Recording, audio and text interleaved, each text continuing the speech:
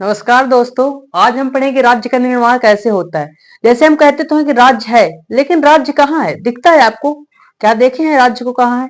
राज्य देखिए, हम पहले आपको बता दें राज्य है क्या। राज्य एक अमूर्त है। राज्य का कोई वो नहीं होता, मतलब राज्य कहाँ तक विस्तारित हो सकता है उसको कोई नहीं कह सकता। तो राज्य के प्रमुख 4 कारक होते हैं जिनको राज्य का निर्माण किया जाता है। जैसे पहले आप देखेंगे प्राचीन इतिहास में बताया गया है, तो बहुत जैसे कौटिल्य ने बताया कि छह छह तत्व होने चाहिए राज्य निर्माण के लिए। तो वो पहले का प्राचीन को हटाइए, जो अभी वर्तमान में होता है राज्य निर्माण कैसे होता है उसके बारे में हम देखते हैं। राज्य को 4 तत्व होंगे तो हमारा राज्य का निर्माण हो जाता है। तो पहला हम देखते हैं, पहला होना चाहिए हमारा, चाहे ऐसे करके हम देख लें, इसको इस तरह से देखते हैं। देखिए, पहला हमारा होना चाहिए जनसंख्या। आप लिखते जाइए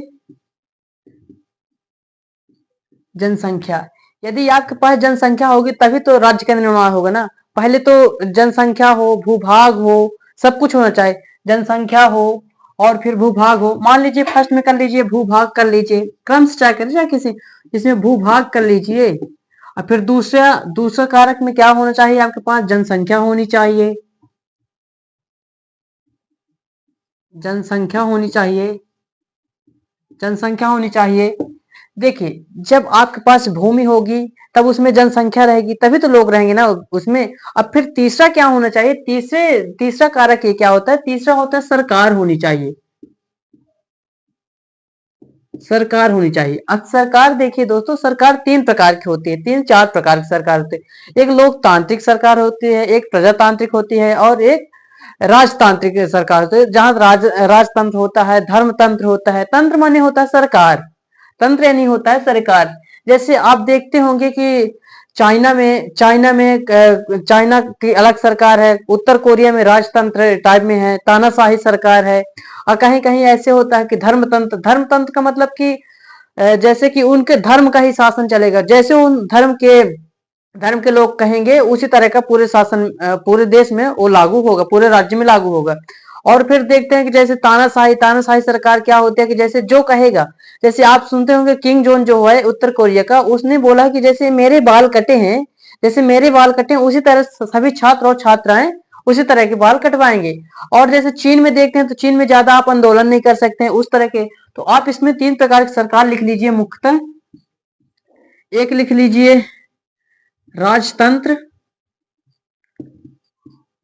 एक धर्मतंत्र, तंत्र यानी सरकार, राजतंत्र सरकार, धर्मतंत्र सरकार एवं एक लोकतंत्र। लोकतंत्र जो सबसे बेस्ट मानी जाती है सरकार, वो होते हैं लोकतंत्र। लोकतंत्र में क्या है? लोगों की लोग यानी व्यक्ति, जो सभी व्यक्तियों का मतलब कि भरपूर अधिकार रहते हैं इसमें। इसमें लोकतंत्र में व्यक्तियों को ज्यादा महत्व दे दिया जाता है और सरकार को कम दे दिया जाता है। सरकार को थोड़ा सीमित किया जाता है। जैसे कि यहाँ देखते हैं, जैसे राजतंत्र की बात करते हैं तो इसमें सरकार सरकार जो है, जैसे किंग जोन की सरकार है तो वो सभी को दबा के रखी है। और इसमें धर्मतंत्र में क्या है? जैसे धर्म किसी भी धर्म के हो, जैसे हिंदू धर्म हो गया, मुस्लिम, सिख, ईसाई, जैन।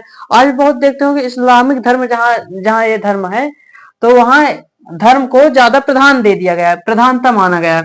और जैसे लोकतंत्र की बात, जैसे अपने भारत में लोकतंत्र है, लोकतंत्र जैसे यहाँ सभी व्यक्तियों के इतने अधिकार हैं, मौलिक अधिकार हैं, जैसे इस तरह के मौलिक अधिकार में आपको इतना तक अधिकार है कि अनुच्छेद 32 के तहत आप सुप्रीम कोर्ट तक जा सकते हैं। यदि आपके मौलिक अधिकार को कोई हनन करता है, यदि कोई छीनता है, तो आप सुप्रीम कोर्ट तक जा सकते हैं और 226 के तहत उच्च न्यायालय तक जा सकते हैं, हाई कोर्ट जा सकते हैं। और फिर ये 3 प्रकार की सरकार हो गई। अब फिर इसमें चौथा जो कारक है, तब जाके हमारा राज्य का निर्माण हो जाएगा। राज्य का निर्माण कितने कारक होना चाहिए? एक भूभाग होना चाहिए, दूसरा जनसंख्या होना चाहिए, तीसरा सरकार होना चाहिए। अब चौथी चीज जो होना चाहिए, ये संप्रभुता होनी चाहिए दोस्तों। संप्रभुता, संप्रभुता का मतलब होता है, इसमें आप थोड़ा एक लाइन लिख लीजिए, शॉर्ट में परिभाषा इसके दिए देता हूं। संप्रभुता का मतलब होता है आंतरिक मामले में सर्वोच्च एवं बाह्य मामले में स्वतंत्र। आंतरिक मामले का मतलब हुआ, जैसे मान लीजिए ये हमारा भारत है, ये भारत हो गया, ऐसे बनाए दे रहा हूं। ये भारत हो गया,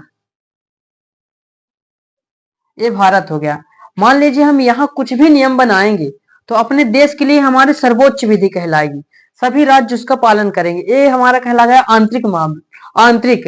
अब बाह्य मामला हो गया जैसे पाकिस्तान, भूटान, नेपाल, मतलब जो अन्य देश हैं विदेशी मामलों में, जैसे वो कहते हैं कि हमारे हमारे गुट में शामिल हो जाओ। आपने गुट निरपेक्षता का नाम सुना होगा, पंडित जवाहरलाल नेहरू ने उसने गुट निरपेक्षता वाला नियम लागू किया था, मतलब हम किसी के गुट में शामिल नहीं, हम स्वतंत्र है भैया। अब दूसरे एग्जाम्पल पे देखते हैं, तो मान लीजिए ये आपका पड़ोसी घर है और ये आपका घर है।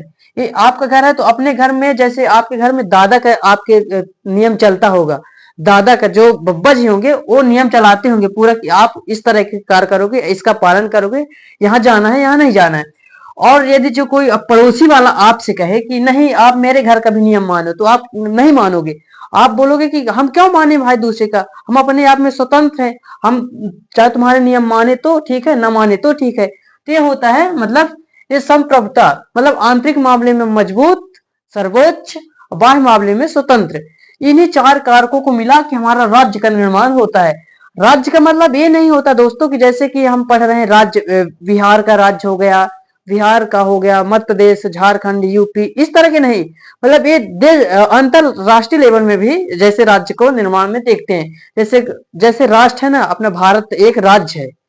आप जब पढ़ते होंगे राज्यों का संघ, राज्यों का संघ पढ़ते होंगे, जब प्रस्तावना में पढ़ते होंगे, प्रस्तावना में देखते होंगे तो अनुच्छेद 1 में देखते हैं तो राज्यों का संघ होता है इस तरह का। तो इसको, ये चारों को आप एक बार और देख लीजिए, वीडियो देख लीजिए और हमको बताइए कमेंट में कैसी रही वीडियो। दोस्तों आज के लिए इतना ही, धन्यवाद।